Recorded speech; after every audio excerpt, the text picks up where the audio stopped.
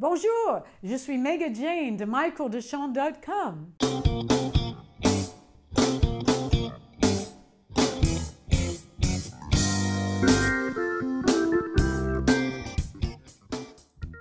Merci d'être là.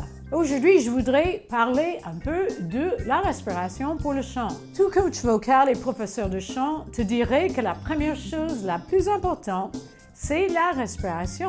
Parce que ta voix en dépend totalement sur ton souffle. Sans une bonne posture de la colonne vertébrale jusqu'à le bon placement de la langue, la voix sonnera d'une façon variable et pas nécessairement très flatteur.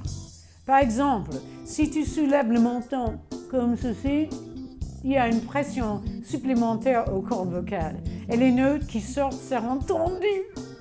Ou si tu expires avec le haut des poumons et pas avec le diaphragme, le son qui sort sera faible et plein d'air. Bien sûr, on peut penser qu'il y a beaucoup de choses à se concentrer dessus à la fois, mais le plus que tu t'entraînes, toutes les choses deviennent deuxième nature. Et après, tu peux travailler sur des styles différents, d'autres techniques et d'autres registres. Il y a beaucoup d'exercices que tu peux choisir pour échauffer ta voix. Un échauffement normal détend les cordes vocales et aide à ouvrir l'espace pour que l'air passe.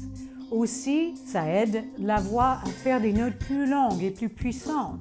Une idée que mes professeurs disaient, c'était d'imaginer que la gorge, la nuque, tout ça, c'était qu'un tuyau ouvert. C'est une image qui peut t'aider à maintenir un passage ouvert et pour garder un bon alignement de la tête. Avec des cordes vocales détendues, tu peux te concentrer sur une respiration plus profonde, plus du diaphragme.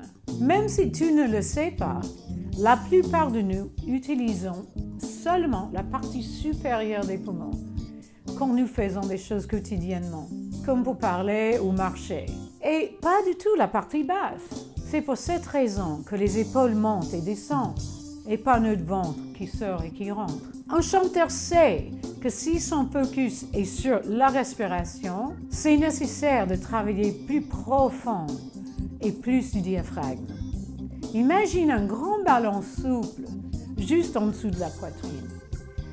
Quand tu inspires, il gonfle avec de l'air, et quand tu expires, il dégonfle.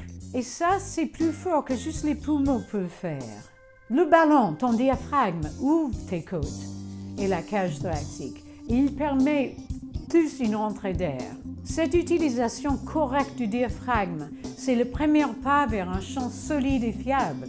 Une fois une respiration basée sur la bonne inspiration et la bonne expiration devient acquise, tu peux commencer à travailler sur ton style avec des techniques différentes.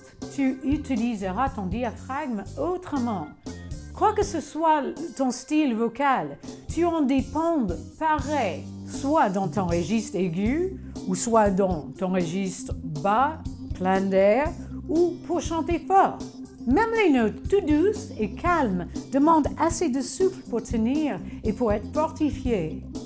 Entraîne-toi tous les jours, bois bien de l'eau et attention à la nourriture et aux boissons qui ne peuvent pas faire du bien à la voix. Par exemple, le café qui peut dessécher des cordes vocales ou même les produits laitiers qui peuvent créer un peu de mucosité.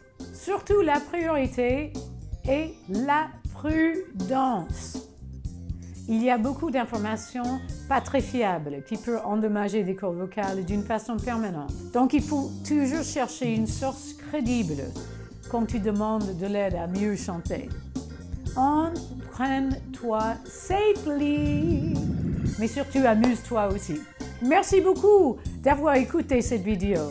Si c'était intéressant pour toi, n'hésite pas à aller sur mycoursdechant.com pour plus d'informations sur le chant et aussi des méthodes qui emmèneront ta voix beaucoup plus loin. À bientôt! Ne perds pas de temps. Inscris-toi maintenant